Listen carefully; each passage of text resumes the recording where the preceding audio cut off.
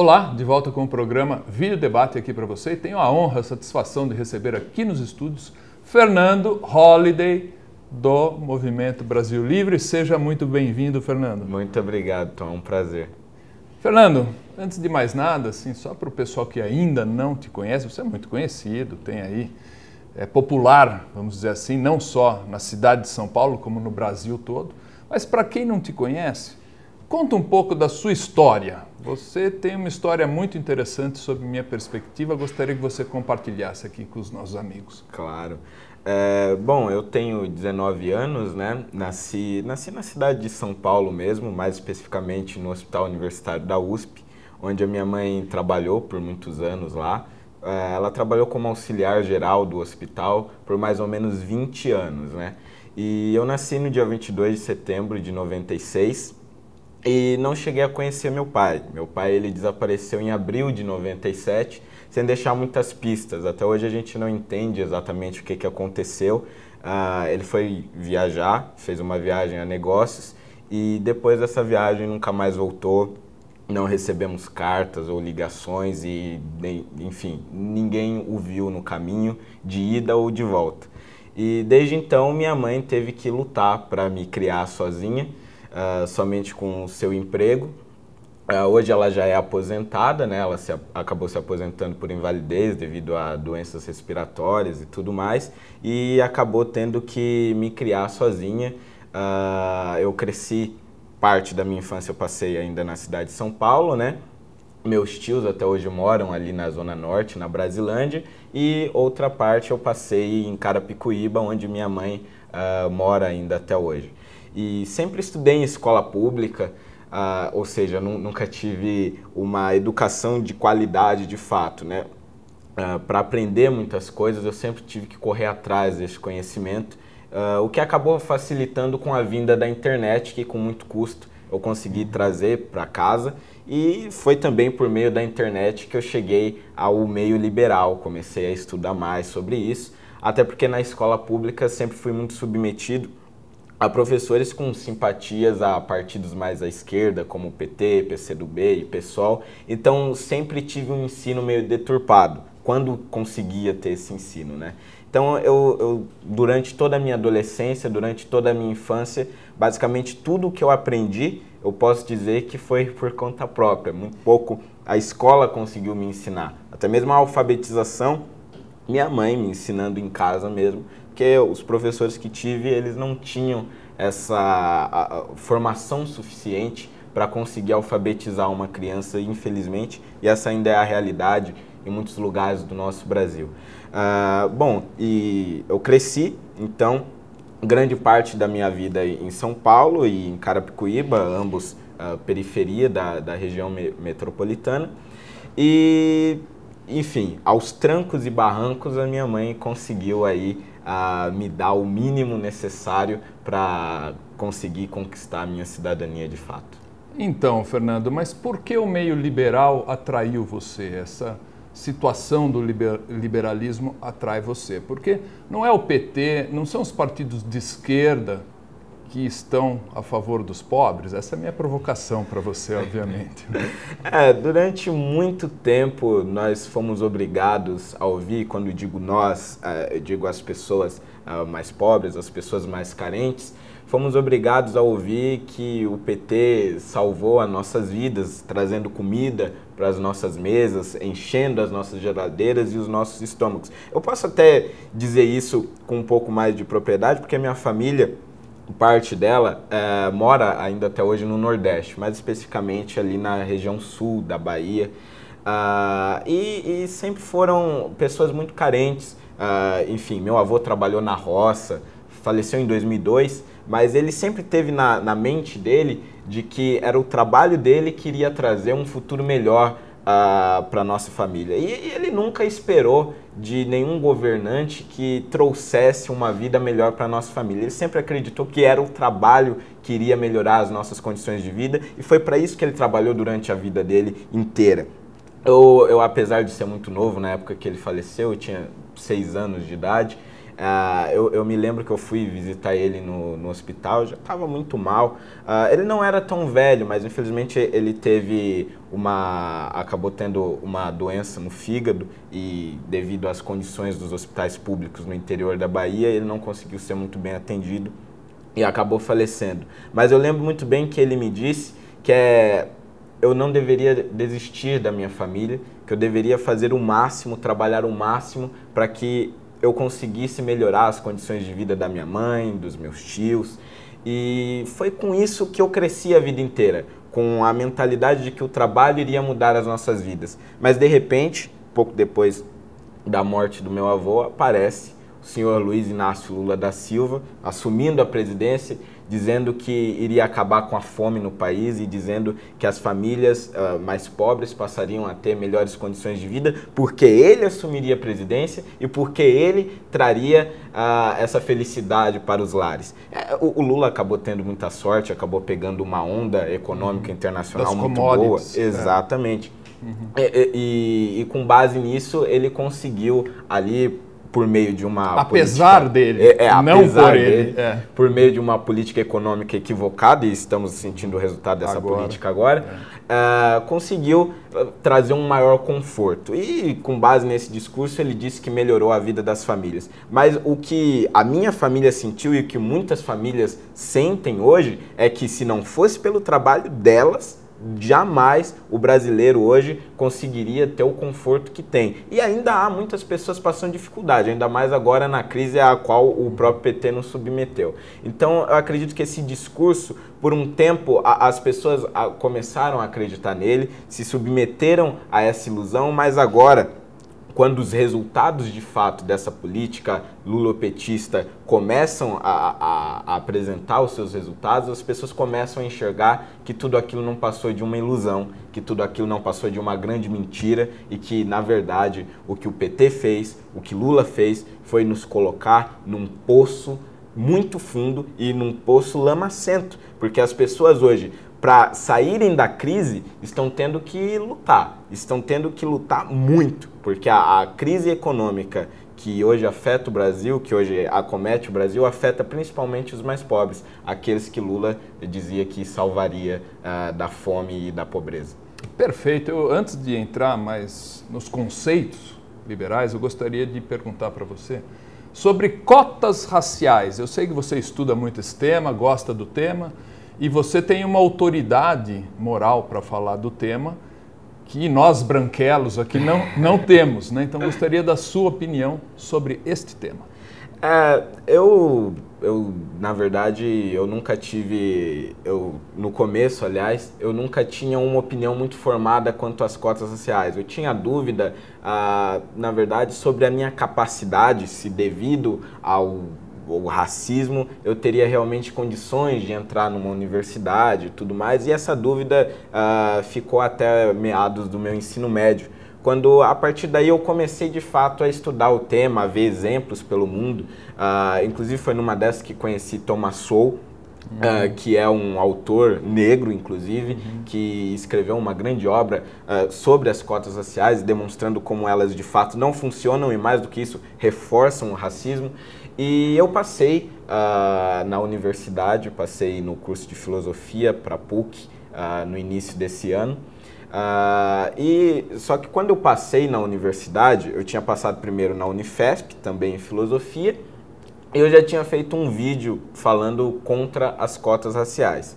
E numa dessas, alunos da universidade, alunos da Unifesp de São Paulo, disseram que eu não poderia estudar lá dentro, porque eu não partilhava dos mesmos ideais que eles, e se eu adentrasse a universidade, eu poderia sofrer com a militância armada, que não ia gostar da minha presença lá dentro, enfim, que os estudantes da universidade me ensinariam a ser um negro de verdade, porque eu não era um negro, eu na verdade era um negresco, uma jabuticaba em palavras deles, que é preto por fora, mas branco por dentro.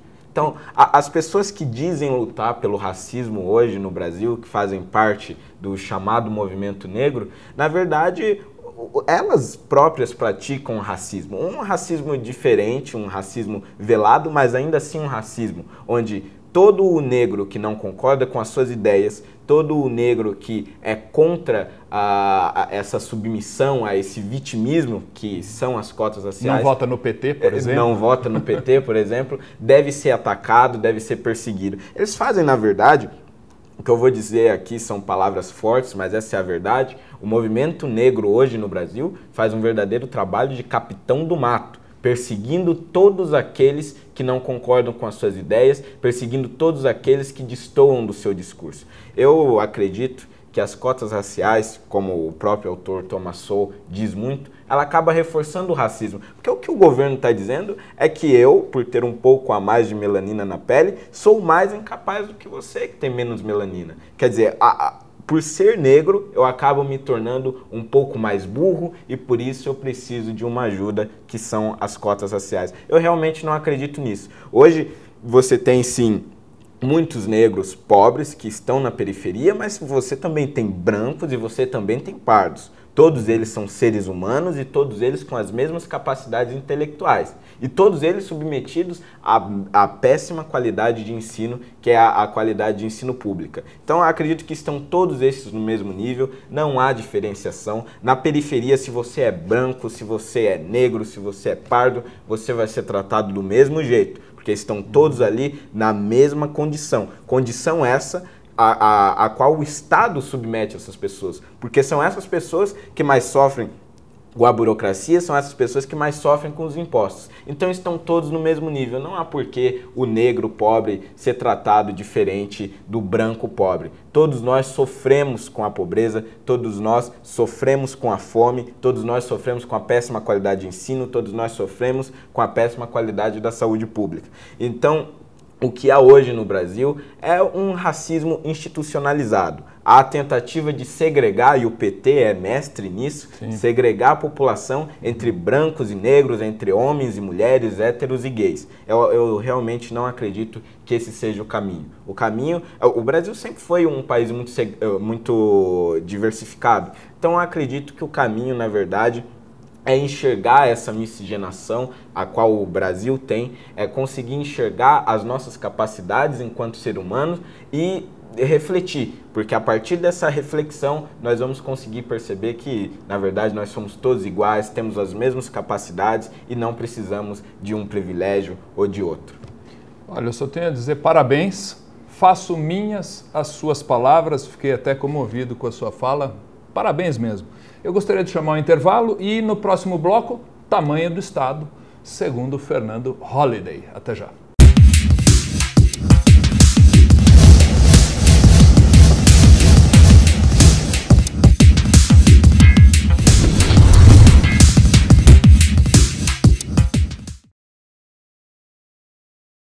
De volta com o programa Vídeo Debate, você está na presença de Fernando Holliday, neste segundo bloco. E o tema agora, tamanho do Estado. Exato. Como que é? Vamos deixar um Estado bem inchado, enorme? O que você acha dessa ideia? Eu acho muito curioso que no Brasil, durante décadas, né, a gente sempre teve a mentalidade de que o governo, de que o Estado deveria resolver os nossos problemas, né? E isso acredito, ficou muito forte também a partir do governo Getúlio Vargas. Sim. De Getúlio Vargas para cá, basicamente todos os presidentes sempre tiveram essa mentalidade de que o Estado resolveria os problemas da sociedade e de que o Estado seria a melhor opção para resolver tudo, enfim. E nessa nós fomos criando empresas estatais, e nessa nós fomos aumentando e criando mais impostos, e nessa nós fomos aumentando e criando mais burocracia. Eu acredito que o Estado inchado, o tamanho do governo, como ele é hoje ou como ele foi durante décadas, atrapalha principalmente os mais pobres. É muito curioso que a esquerda ela costuma dizer que quem defende o Estado mínimo, na verdade, são os ricos, são aqueles que, teoricamente, se beneficiariam desse Estado. Mas, na verdade, quem mais se beneficia do Estado mínimo são os pobres. Quem muitas vezes se beneficia do Estado grande são grandes empresários que acabam se tornando amigos do rei. Sim. É o que a gente vê hoje com o BNDES, por exemplo. Patrocinando. Exatamente. Você tem muitos empreiteiros, banqueiros hoje que não querem que Dilma Rousseff saia do poder, querem que ela continue lá, porque quê? Porque estão mamando na teta do Estado. O BNDES se transformou no grande Bolsa Família dos empresários hoje no Brasil. E isso é culpa, é claro, do tamanho do Estado que nós temos hoje. É o Bolsa Empresário. É, o Bolsa Empresário, exatamente. Hoje por exemplo, nós temos aí agora 31 ministérios, o que é absurdo, e esses 31 ministérios eram para ser 29, aí ela deixou em 31 ali, né? Por quê? Porque ela precisa da distribuição de cargos para governar. O Estado grande também beneficia quem está no poder, para que ele possa se manter, para que ele possa manter a sua influência. Fisiologismo puro. Exatamente, puro, exatamente. E os mais pobres, o que eles estão ganhando com o tamanho desse Estado? Absolutamente nada. Eles apenas estão perdendo. Enquanto Dilma Rousseff fica distribuindo cargos, fica distribuindo o Ministério da Saúde, sabe Deus para quem, somente para manter o PMDB do seu lado, o que os pobres estão ganhando com isso? Nada. Eles ficam ali, sentados na televisão, apenas assistindo os jornais dizer como que Dilma Rousseff está vendendo cargos, está vendendo ministérios para se manter no poder. Enquanto isso, a população mais pobre está sofrendo com a inflação alta, mal conseguindo comprar o seu feijão com arroz. A população está sofrendo com juros altos e, mais do que isso, a população está sofrendo com a perda dos seus empregos. O desemprego hoje no Brasil ele é crescente e, sinto dizer, vai piorar. E vai piorar e muito. Hoje eu tenho vizinhos, eu tenho parentes que estão perdendo seus empregos devido a esta crise. E essa crise, em grande parte, é porque o Estado interviu em setores que não deveria. Correto. Meu Deus do céu. Hoje o Estado brasileiro ele tem negócios no setor petrolífero. O Estado ele se intrometeu, mais especificamente no governo de Dilma Rousseff, no setor energético para, teoricamente, abaixar a conta de luz. O resultado da intervenção estatal foi justamente um aumento da conta de luz a médio prazo. No primeiro mandato ela disse, olha, eu vou intervir aqui e vou diminuir a sua conta de luz. Mas o que a gente viu no outro mandato foi que a conta de luz aumentou e aumentou porque o Estado interviu onde não deveria. E assim é com tantos outros casos. Eu posso aqui citar, por exemplo, a cidade de São Paulo, onde os taxistas eles tiveram grandes protestos contra o aplicativo Uber, que, enfim, é um aplicativo de carona que não é submetido à burocracia, não é submetido a tantos impostos e acaba oferecendo um serviço mais barato, de maior conforto, o que atrai muitos clientes. E os taxistas foram contra o Uber, mas a grande questão é por que os taxistas acabam sendo prejudicados pelo Uber, se é que são tão prejudicados assim? É porque os taxistas são obrigados a se submeter a uma burocracia absurda para conseguir os seus táxis. Comprar o ponto. Exatamente. E também são submetidos a altos impostos, além de tudo, tem muitas vezes que comprar ou alugar a sua licença por um valor absurdo, então acaba tornando o serviço mais caro, fazendo com que eles não tenham tantos clientes, fazendo com que eles não lucrem tanto. Então, assim, o Estado ele vai intervindo em vários setores da sociedade, impedindo a livre cooperação social, impedindo com que as pessoas possam fazer os seus negócios livremente e ganhar com isso e fazer com que outras pessoas também ganhem com isso. E quanto mais esse Estado intervém, mais a população perde, mais os pobres perdem. Hoje, muitas pessoas estão perdendo os seus empregos por causa da crise, é verdade, mas também porque os empresários, os empregadores não conseguem contratar. Hoje, para você contratar um empregado, a burocracia a qual você é submetido é absurda. E a justiça trabalhista, o que dizer então? O empresário, quando ele vai responder a uma ação trabalhista de um trabalhador, ele já vai sabendo que vai ser tratado ali como um criminoso, e assim é. Muitos empresários hoje vão à justiça trabalhista já tendo a noção de que serão condenados porque são vistos como vilões. Mas, na verdade, esses empresários eles são submetidos a uma burocracia absurda, a impostos absurdos, a taxações de todos os níveis possíveis, fazendo com que eles não consigam contratar o tanto de pessoas que deveriam ou que poderiam e fazendo com que muitas pessoas não consigam emprego devido a essa burocracia. Encarecendo o produto. Encarecendo que o produto. Vai prejudicar justamente os mais necessitados. O que eu acho mais interessante é que sem a intervenção, muitas vezes o salário sobe. Exatamente. Porque o mercado está aquecido. Eu entrevistei aqui, Fernando, Luiz Felipe Pondé. Não sei se você sabe quem é. O sobrenome, na verdade, é Pondé, né, de origem francesa, mas eu falo Pondé mesmo. E ele estava justamente comentando isso, que não há nada mais social do que um mercado de trabalho aquecido, pujante, porque daí, pela lei da oferta e da procura, justamente o valor da mão de obra vai subir. Exato. Então, olha que interessante, né? O livre mercado jogando a favor dos próprios funcionários e de quem mais necessita do produto. Porque exatamente. Existe uma esquizofrenia no raciocínio comunista, socialista, esquerdista, não sei que nome dá para isso, mas é aquele raciocínio que o Estado deve ser gigante, mas a carga tributária não necessariamente precisa acompanhar esse gigantismo. Não, cidadão. Se o Estado é gigante, você vai necessariamente precisar de uma carga tributária grande para dar conta do tamanho do Estado. Exato. Isso é uma conclusão da lógica mais primária que existe e esse pessoal não entende isso. Sim. Né? Você pergunta, mas então você é a favor da carga tributária mais pesada, mais hostil? Não, isso não. Mas o Estado é um gigantão. Quer dizer, o pessoal não está associando Lé com Cré. Há uma desconexão da lógica nessa política de gasta, gasta, gasta e da onde vem esse gasto? Exatamente. Tem que arrecadar do outro lado. Aquela famosa frase, né? O socialismo só dura até enquanto durar o dinheiro dos outros. Né? Frase de Margaret Thatcher. E correto. Você falou bem dito, lembrou do Getúlio Vargas. Getúlio Vargas, no dia 1º de maio de 1943, trouxe a CLT para o Brasil dentro de um contexto. CLT tem origem na Carta del Lavoro, né, de origem fascista, inclusive, mas era um contexto. Eu não discuto, pode ser que tenha sido necessário, pode ser que não. Foi um contexto. Vivemos um outro contexto agora. Temos que repensar tudo isso. Mas, enfim, eu vou chamar o terceiro bloco e daí falaremos de São Paulo. Até já.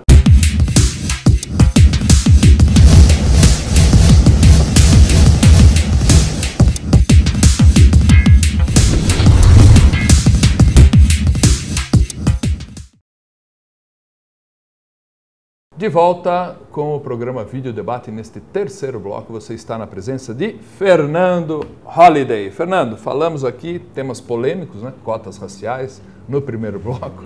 Falamos direitos trabalhistas no segundo bloco, também muito. É um tema, assim, que traz uma paixão para o debate, né? Sim. Tem gente que defende muito. Eu acredito, resgatando esse tema, eu acredito que o livre mercado ajude o trabalhador. Por isso sou favorável ao livre mercado. Ele ajuda e o pessoal acha que atrapalha. Exato. Né? Que dar uma porção de direitos vai ajudar. Não, vai restringir. Eu mesmo sou vamos dizer assim, fui um empresário que hoje não quero contratar ninguém. Eu sou o exemplo vivo do que você falou. Mas gostaria de dar uma guinada para o trânsito de São Paulo. Como é que está lá a nossa capital, hein? Você veio de São Paulo para Jundiaí, como é que está o trânsito lá? Pois é, o trânsito de São Paulo é uma coisa absurda. Enfim, o prefeito Fernando Haddad, né, nas eleições de 2012, disse que ia resolver o problema do transporte em São Paulo, fazendo mais faixas de ônibus, fazendo mais ciclofaixas, enfim, criando formas alternativas de transporte que faria com que a população não sofresse tanto com o trânsito.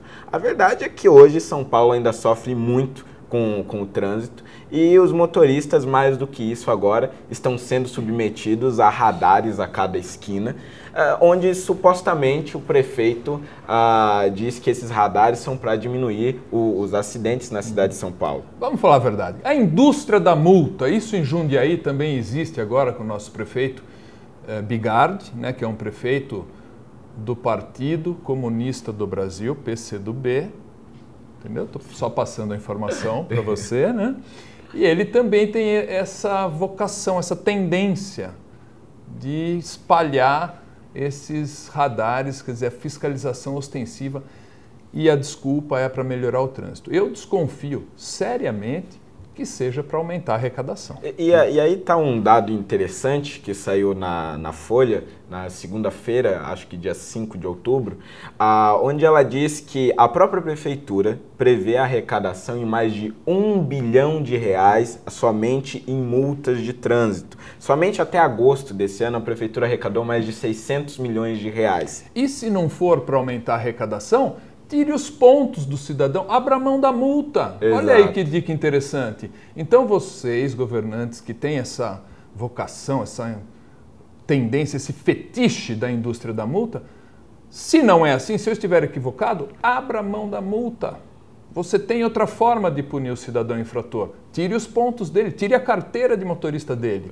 E aí sim, você tira o cidadão da rua. Agora, resolver tudo no dinheiro me parece muita ganância e me parece uma sanha arrecadatória sem limites. Não, Fica aí para os seus comentários. E também está aí uma questão interessante, né? Ele arrecada tanto dinheiro, mas o que Fernando Haddad faz com tanto dinheiro arrecadado com multas de trânsito? Boa pergunta. O número de câmeras de monitoramento de trânsito para monitorar acidente e tudo mais nas vias, nas avenidas. Quando Fernando Haddad assumiu a prefeitura, ainda segundo essa reportagem da Folha de São Paulo, quando ele assumiu a prefeitura, cerca de 85% dessas câmeras estavam em funcionamento. Hoje, somente 25% dela está em funcionamento, sendo que a arrecadação com multas aumentou. O número de funcionários da CET, desde que ele assumiu o mandato, diminuiu em quase 1.000, sendo que a arrecadação aumentou. O investimento em educação de trânsito e segurança de trânsito na cidade de São Paulo, desde que ele assumiu a prefeitura, também diminuiu, sendo que a arrecadação aumentou. Ora, se Haddad está arrecadando tanto, por que diabos ele não usa esse dinheiro para investir na cidade, para investir no trânsito da cidade? É uma questão interessante. A pergunta é onde vai o dinheiro?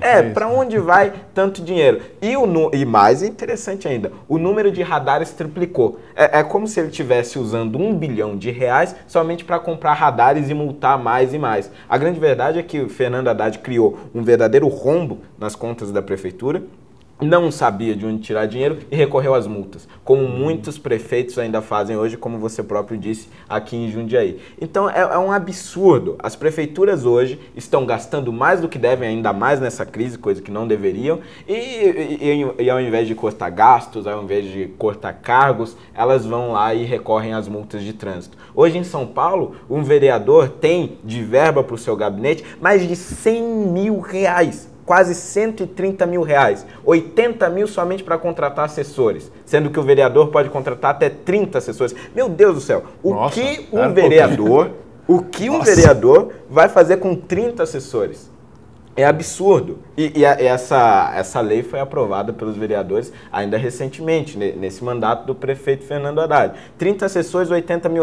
Mais do que isso, eles têm quase R$20 mil ainda para contratar serviços de gráfica, serviços de propaganda, etc. E mais de R$15 mil como salário.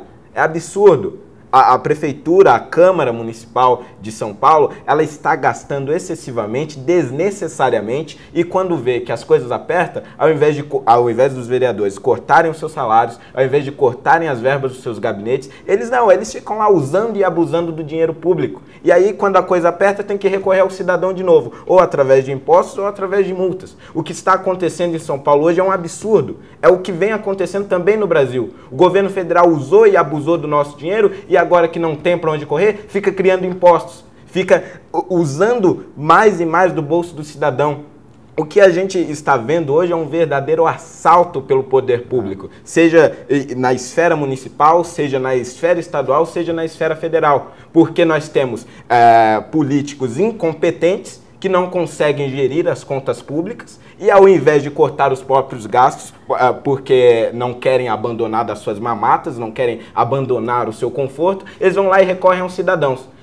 Ou através de multa, como faz a prefeitura, ou através da criação de impostos, como vem fazendo aí muitos governos estaduais e municipais também. Então é um absurdo. O que a gente precisa hoje é de um político que venha e diga de forma muito clara que é necessário cortar gastos, que é necessário diminuir impostos e que é necessário diminuir a burocracia. Enquanto não houver pessoas no Brasil que digam isso de forma muito clara, nós, os brasileiros, os paulistanos, os paulistas, enfim, vamos continuar sofrendo com esses políticos que somente querem assaltar o nosso bolso e dele viver.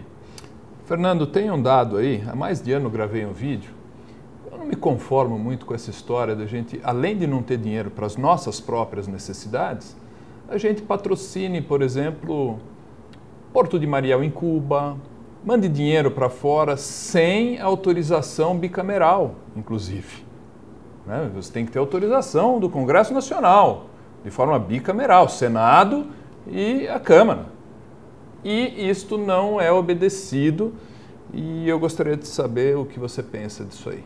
É um grande absurdo, né? O BNDES tem contratos secretos. Contratos secretos. Com o nosso dinheiro. Exatamente, com o nosso dinheiro. Como assim contratos secretos, senhora Dilma Rousseff? O dinheiro é nosso. O dinheiro é do cidadão brasileiro e nós temos o direito de saber para onde está indo esse dinheiro. É um grande absurdo. O PT, ele transformou o Estado num grande partido. E aí eles se esquecem que todo o dinheiro que está no Estado, todo o dinheiro que eles se utilizam, vem do cidadão e que o cidadão tem o direito e tem, mais do que isso, tem a obrigação de saber para onde está indo o seu dinheiro. Eles financiaram Porto em Cuba, eles perdoaram dívidas de ditadores africanos enfim, eles ficam usando e abusando do nosso dinheiro sem dar um mínimo de satisfação. Agora a CPI do BNDES, felizmente foi criada, espero que não acabe em pizza como tantas outras, e eu tenho certeza de que se essa CPI for muito bem conduzida,